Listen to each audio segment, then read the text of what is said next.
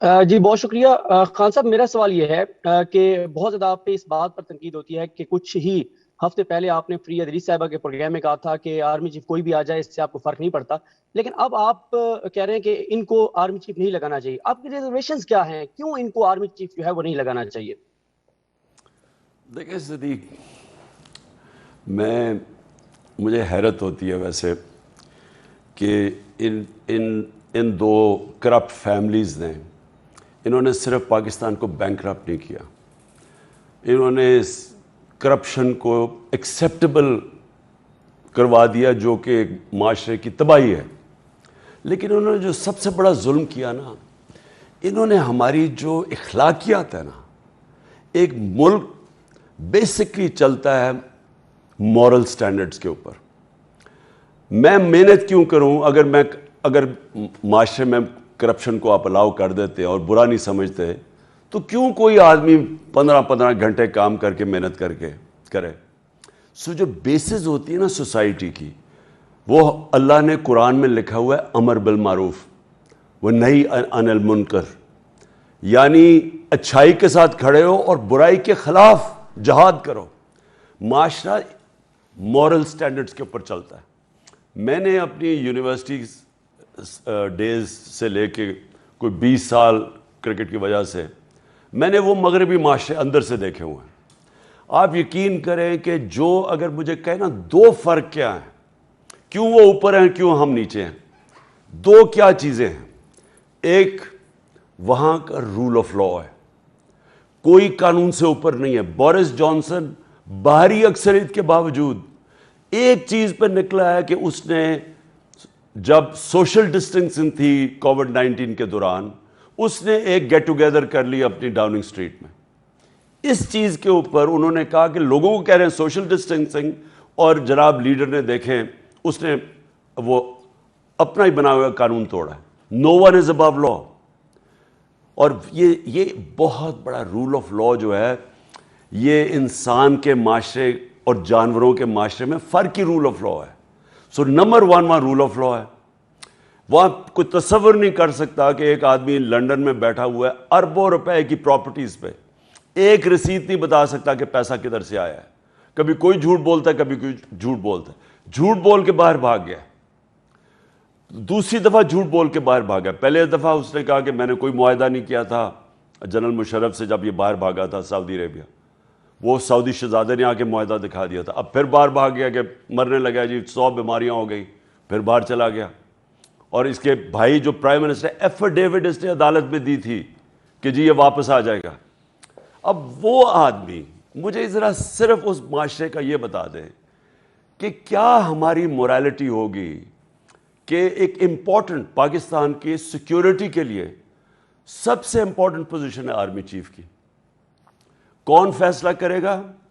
ایک مفرور، ایک جھوٹا آدمی، ایک کرپٹ آدمی، ایک بلینز اس کے باہر پراپرٹیز پڑی ہوئی ہیں اس کے اور اس کے بیٹوں کی، کوئی جواب نہیں دے سکتا کہ کدھر سے پیسہ آیا. وہ آدمی جو کنوکٹڈ ہے، سپریم کورٹ نے کنوکٹ کیا، وہ فیصلہ کرے گا کہ آرمی چیف کون بنے گا. یا آصف زرداری فیصلہ کرے گا جس کے اوپر کرپشن کی کتابیں ہیں اس وقت جب بھی. اور انفارچونیٹلی ان کو بچایا گیا ہے، جو بھی وجہ ہے ان کو بچایا گیا، نہیں تو یہ کوئی بھی مہذب معاشرے میں ابھی تک جیل میں ہوتے. اب یہ دو آدمی مجھے صرف یہ سمجھا دیں کہ کیا یہ قوم اگر یہ فیصلہ کرتے ہیں اتنے امپورٹنٹ عہدے کے اوپر، کدھر رہ گئی ہماری اس ملک کی اخلاقیات؟ ہم بنانا ریپبلک اور ہمارے میں کیا فرق ہے؟ جب ہمارے میں اچھے اور برے کی تمیز ہی ختم، ہم نے ان کو ایکسیپٹیبل بنا دیا. یہاں سے جا رہے ہیں وزیر کیبنٹ میٹنگ کر رہے ہیں ایک مفرور کے ساتھ، تو چوری میں بری چیز کیا ہے؟ میرا اگلا سوال یہ ہے کہ اگر آپ نے یہی کرنا ہے تو جیل کھول دیں. یہ غریب لوگوں کیوں جیلوں میں ڈالا ہوا ہے؟ کیوں ان کی صرف جرم یہ ہے کہ وہ چھوٹے چور ہیں؟ میرے نبی صلی اللہ علیہ وسلم نے اسی چیز پہ آج سے 1500 سال پہلے کہا تھا کہ قومیں تمہارے سے پہلے قومیں تباہ ہو گئیں جو بڑے چور کو پکڑتے نہیں ہیں اور چھوٹے چور کو جیل میں ڈال دیتے ہیں. سو یہ ہمارا نمبر 2 چیزیں، رول آف لا یہ وہ وائلیٹ کرتا ہے کہ ایک آدمی صرف وہ طاقتور ہے تو ہی از ابو لا، NRO means above law. ان کے سارے کرپشن کے کیسز ختم ہو رہے ہیں. باری باری انہوں نے جو نیب کی امینڈمنٹ کی ہے, FIA کے 16 ارب روپے کے کیسز شہباز شریف اور فیملی وہ ختم کر رہے ہیں. نیب کے اندر ان کے کیسز ختم ہو رہے ہیں. ملک مہنگائی میں ڈوب رہا ہے, ملک کی معیشت نیچے جا رہی ہے, اس کی فکر نہیں ہے, ان کے کیسز ختم ہو رہے ہیں, بلینز کے یہ فائدے اٹھا رہے ہیں. میں اس کو آبجیکٹ کرتا ہوں, میں تو اس کو مورل پوائنٹ سے بھی آبجیکٹ کرتا ہوں. اور دوسری چیز, کیسے ہو سکتا ہے کہ ملک کا پرائم منسٹر وہ جا کے کنسلٹ کر رہا ہے مفرور سے آرمی چیف کی پوزیشننگ میں. ہم تو یہ بھی انویسٹیگیٹ کریں گے کہ یہ اس کے اوپر سیکریسی ایکٹ ہے, یہ تو بڑا عہدہ ہے, یہ کیسے اس کے ساتھ ڈسکس کر سکتا ہے؟ یا کوئی بھائی چارہ نہیں ہوتا قانون کے اندر اور نیشنل پالیٹکس میں؟ سو میں سمجھتا ہوں کہ ایک الیکٹڈ گورنمنٹ کو فری اینڈ فیئر الیکشن سے گورنمنٹ الیکٹ ہو کے آئے, اس کا پریروگیٹو ہونا چاہیے آرمی چیف چوز کرنے کا. آپ کو پرنسپل بتا دوں, ہماری گورنمنٹ کا پرنسپل یہ تھا کہ اگر ہم نے اپنی اکانومی کو ایکسپینڈ نہ کیا, اگر ہم نے ویلتھ کریشن نہ کی, تو جو پاکستان کا قرضہ ہے وہ تو بڑھتا جا رہا ہے. اب یعنی جو ہمارا جو قرضہ ہے وہ تو کانسٹنٹ ہے نا, اس کے اوپر تو سود دینا پڑے گا. تو وہ اگر آپ نے وہ سود دینا ہے اور قرضے کو اتارنا ہے, بوجھ اتارنا ہے, تو اکانومی ایکسپینڈ کیے بغیر آپ قرضہ کیسے واپس کریں گے؟ اب ہو کیا گیا ہے؟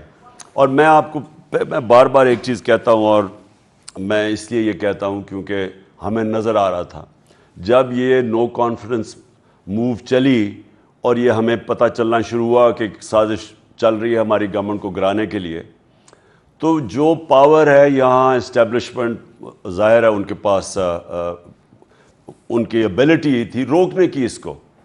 تو کیونکہ ان کے پاس تو انفارمیشن آ ہی رہی تھی نا, ان کے ایجنسیز کے ذریعے تو انفارمیشن آ رہی تھی کہ یہ کیا موو چل رہی ہے. میں نے بڑا کلیئرلی بتایا کہ اس وقت دنیا کے اندر جو پرابلم آیا ہوا ہے کموڈٹی سپر سائیکل کا, جو انرجی پرائسز اوپر گئے ہوئے ہیں, یہ دنیا کا پرابلم ہے. اس وقت اگر پولیٹیکل ڈیسٹیبلائزیشن ہوئی, کوئی بھی یہ اکانومی نہیں سنبھال سکے گا, خاص طور پہ یہ لوگ. یہ یاد رکھیں, یہ دو پارٹیز جو شروع میں مزمل نے بات کی, 60 سال میں آدھا وقت انہوں نے حکومت کی ہے, آدھا وقت ملٹری ڈکٹیٹرز نے کیا, آدھا وقت انہوں نے کیا. آئرونکلی ملٹری ڈکٹیٹرز کے دور میں بہتر حالات تھے. یہ دو جب آئے ہیں, ان کی دولت بڑھ گئی ہے, قرضہ ملک نیچے چلا گیا ہے, قرضہ اوپر چلا گیا اور ان کی دولت بڑھ گئی ہے. یہ اٹھا کے دیکھ لیں, 90s کے بعد بنگلہ دیش بھی ہمارے سے آگے نکل گیا, ہمارے ساتھ ہندوستان آگے نکل گیا. اس سے پہلے ڈاکٹر اشرف حسین نے اپنی کتاب میں لکھا ہوا ہے کہ پاکستان ہمیشہ سب کانٹیننٹ میں سب سے تیزی سے ترقی کر رہا تھا. اب ہم نے وارن کیا کہ ان میں کوئی ایبلٹی نہیں ہے. ابھی مزمل نے بتایا کہ کرائسس کب آئے ہیں, جب ان کی حکومت آتی ہے کرائسس آ جاتا ہے. انہوں نے جب ہمیں 2008, اب میں آپ سب کے لیے فصیح آپ کے لیے بھی دیکھیں, انہوں نے کہا کہ ہم نے بڑی ان کے لیے مشکل ملک چھوڑ کے گئے, وہ مفتاح بھی اور شہباز شریف بھی, کہ بارودی سرنگیں ہم ان کے لیے کھول کے گئے. یعنی کہنے کی یہ کوشش کر رہے تھے کہ ہم نے بڑا مشکل وقت چھوڑا ہے. 2018 کو دیکھ لیں کہ ہمیں کیا پاکستان ملا تھا, ان کو دیکھ لیں کہ اپریل جب نو کانفیڈنس مارچ پہ انہوں نے ٹیبل کی تھی, تب ان کو کون سا پاکستان تھا. 2018 کے اندر ہمارے پاس ٹوٹل ریمیٹنسز اس سال $19 بلین تھی, 19 ارب, ایکسپورٹس 24 ارب ڈالر کی تھی.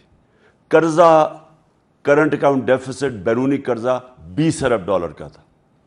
جب انہوں نے نو کانفیڈنس ٹیبل کی, اچھا ریزروز تب تھے کوئی 8 یا 9 ارب ڈالر کے ہوتے.